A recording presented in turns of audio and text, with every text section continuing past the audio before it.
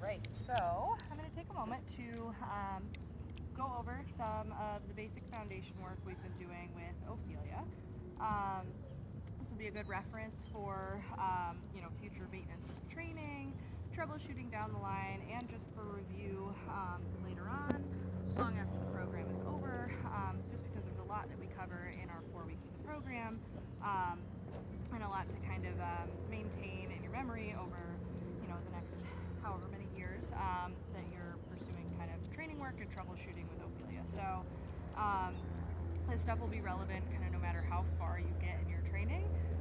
So if you ever have new training problems you're running into or new goals, these will all always be in your back pocket to utilize to address those issues. So for now, I'm just going to go through the practical application of these pieces. She's such a turkey. I'm going to go through some of the practical applications of these pieces, and then as we go, I'm going to start to touch on how we can look at implementing these as problem-solving tools down the line. So before we dive into really specific behaviors, we're going to start with our key foundations of our communication system. So looking at rewards and pressure, and kind of the nuances of that, how we shape behavior as well. And then following that, we're going to look at how these integrate into actual known behaviors and chat about the progression with that as we go along. So these items will always be at play, and so if you're running into behavior problems as you go, I would always start by considering how we can utilize these items to get better results for our ultimate goals. All right, so with her, I'm going to start working through things. So that means that I'm going to start preventing the rolling, just because I want to start putting her into a working mindset. So if she had been sniffing around, whatever, on break time, this is where I'd start setting some rules of, all right, we're going to just kind of block you from that other behavior and start directing you into the ones we want to work on. So you'll notice wasn't anything dramatic there. I just shortened my leash up enough so that she can't dive down and start re-engaging with this kind of alternative self-rewarding behavior that she's pursuing. Good girl. So first thing, you'll notice I'm just feeding her a couple of times just to reward this engagement and to communicate to her that this is an option. So as your dog progresses in the training, they're just going to expect that reward is possible the more places that it has been present. So this is true of the house, of walks, whatever. She does pretty well with just a pressure system. So you may not need quite as heavy reward work as you go through your training, but it is something that, like, as you get to kind of your finishing work, it will help to always have just like a couple pieces of food in your pocket so that you can kind of surprise her with those throughout your walk, training session, wherever, so that she's always just a little bit in the back of her mind working for that possibility. All right, so jumping into some of the key pieces of our reward work. So we've focused heavily in the beginning on conditioning, reinforcement, and punishment markers. So I'm going to talk about the reinforcement markers first. We have another video on this, really kind of diving into what they are and why we use them. So for the sake of this, I'm just going to kind of outline the ones that she knows in their application. But the three main food-related markers that we use are yes, good, and get it. So yes is what we call our terminal marker, which means that the behavior is over following the use of that marker. So if I had been asking her for a sit and I use that yes, that means that she no longer is required to stay in that sit position. And we use yes specifically to communicate that the reward will be coming, yes, from the handler, rather than kind of anywhere else. And we'll kind of go over what the alternatives of that are. Good girl. Yes. So key pieces you'll notice. When I say yes, she's being rewarded back to me. Other important things to note is that I'm moving backwards to kind of encourage her out of position and into my hand. As you go, that'll become less necessary because it'll become muscle memory and habit for her to just perform that.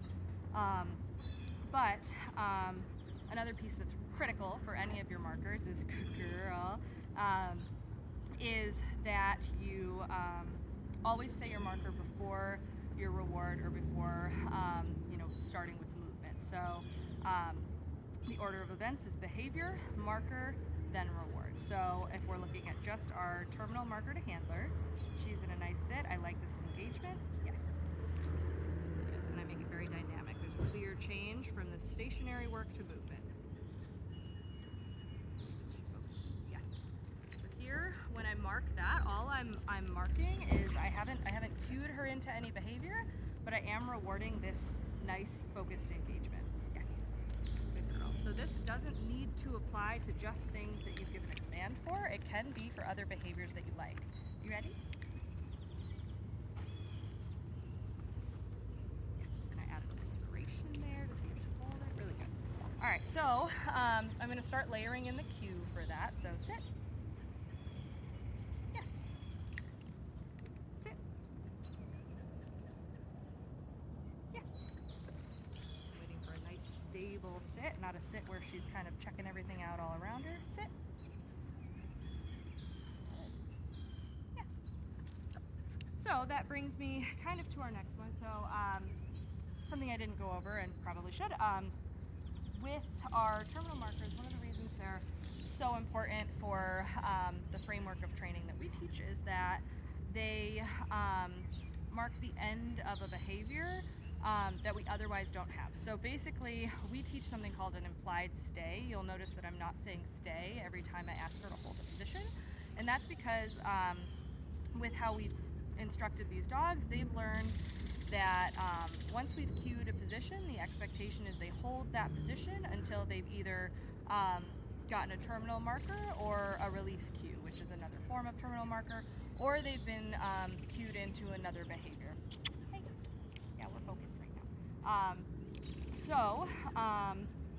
With that, we can shape a stay just in the work we were just doing, cueing the dog into a behavior, waiting different amounts of time before we release to that food.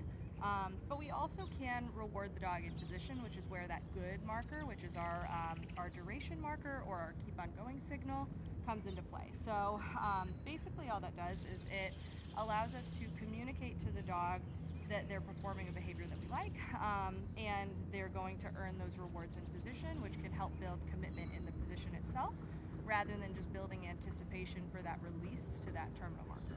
Are we boring you? All right, so I'm going to demonstrate that piece of it with a sit as well. Sit. Good. Oh. Good. Good. You'll notice same idea where the marker comes before I move. So wait for attention. Good. All I'm doing is blocking her from scratching at her gear. Good. Good. Yeah. Good girl. Start playing with that a little more. Ophelia. Sit. Good. Good. Yes. Good girl. Add a little distance here. Sit. Good. And that lets her know I'm going to return to her, so there's no point where she's trying to get up as I return. Good. She trusts that the reward is coming all the way to her, so it becomes less of a distraction.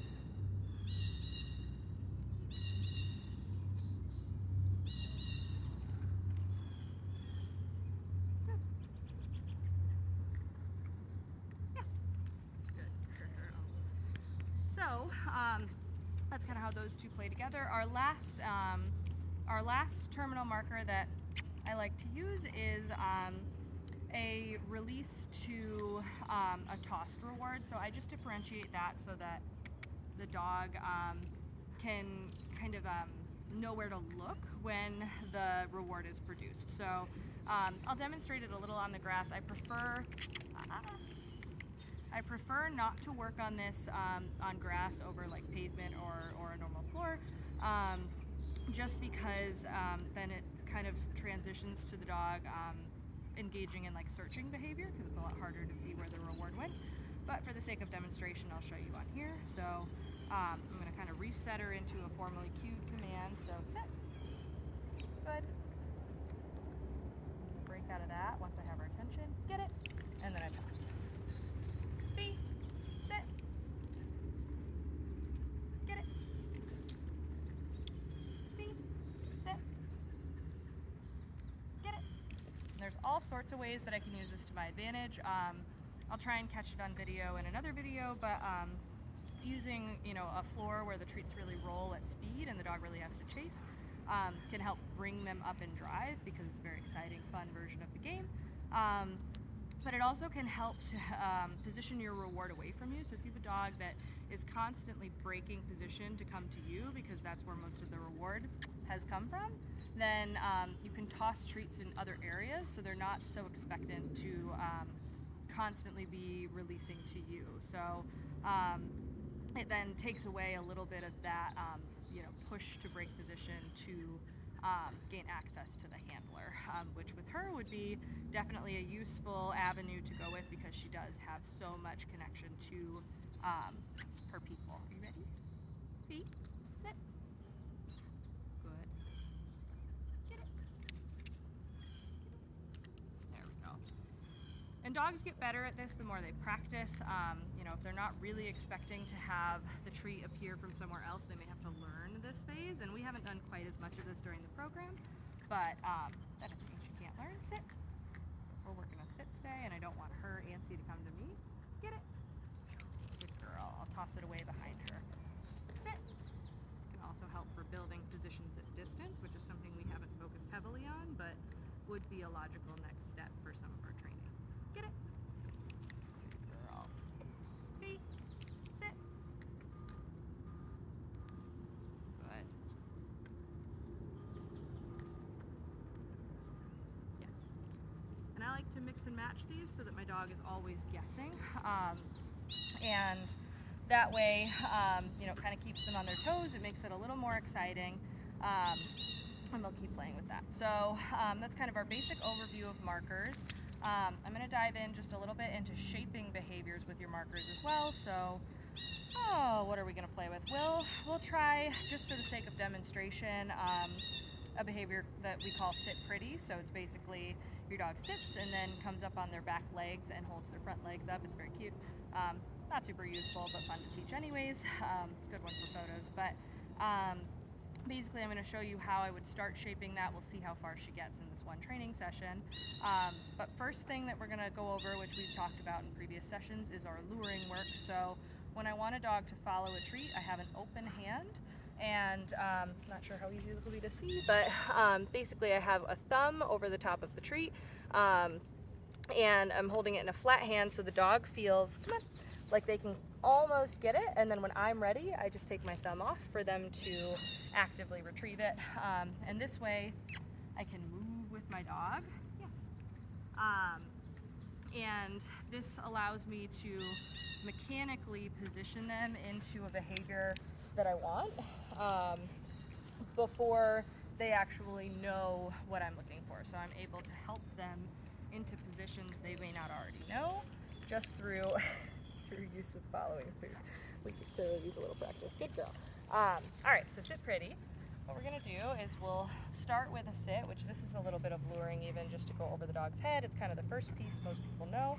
What I'm gonna do is with that open hand, I'm just gonna look to help bring her body weight backwards and upwards, which today might be a little easier than usual. Yes.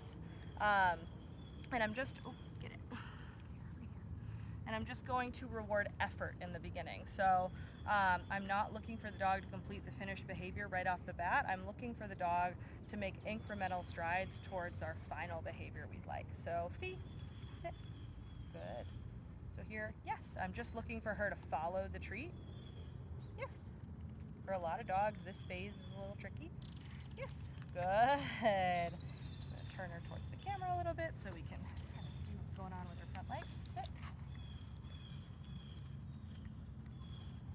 Yes, look at that. And even though I'm not releasing her with like a strong release back to me, because we're functioning in a way that she's retrieving the reward from my hand, I'm still going to use that yes marker. So if I were to shape something like she may not word for this, but like a spin, I would still use a yes for that because the reward is still coming from me. There's not the expectation that it's coming from elsewhere. Sit. Good. We're very excited today. Good. Yes. You'll notice I'm not giving any cue. I'm just guiding yes with my hand. So there's a well-known phrase in the dog training world, which is don't name it till you love it. So I want to make sure my dog will perform the behavior before I start using a verbal cue, because basically what can happen is if you jump to using your verbal cue before the dog understands it, it may lose meaning because the dog is hearing that cue given but not really receiving any meaningful reinforcement from it, and they don't have enough understanding to know what it's related to. So basically once we've got a nice behavior like this, I can start naming it. So now I'll start and kind of like how it was very important that our marker comes before the reward is released to the dog. Here it's going to matter that the cue is given before I start luring the dog into position. So we're wild. Sit. And I'm going to say sit pretty. Yes. And it's a predictor of the behavior. Did you lose it? Big goofy mouth. There we go. All right, feet. Come on. Good. Sit. Sit pretty. Yes.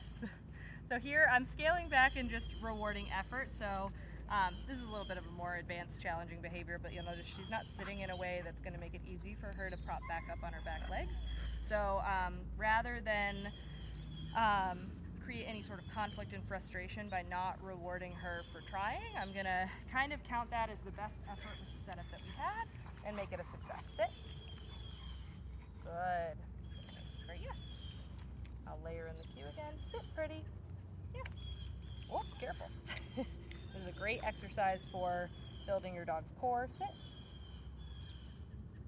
Sit pretty. Yes.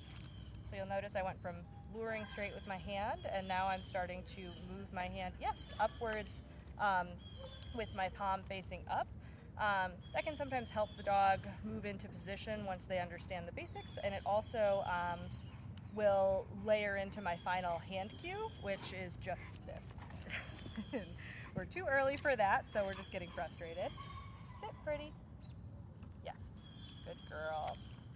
Sit pretty. Yes. And this is difficult, so you'll find that when dogs start to get tired in this behavior, they will pop up into a stand like that because that's easier than the control it takes to hold that kind of micro movement of a sit pretty, but that builds over time. Feet. Let me try a couple more because I don't want to burn her out. Sit pretty. Yes.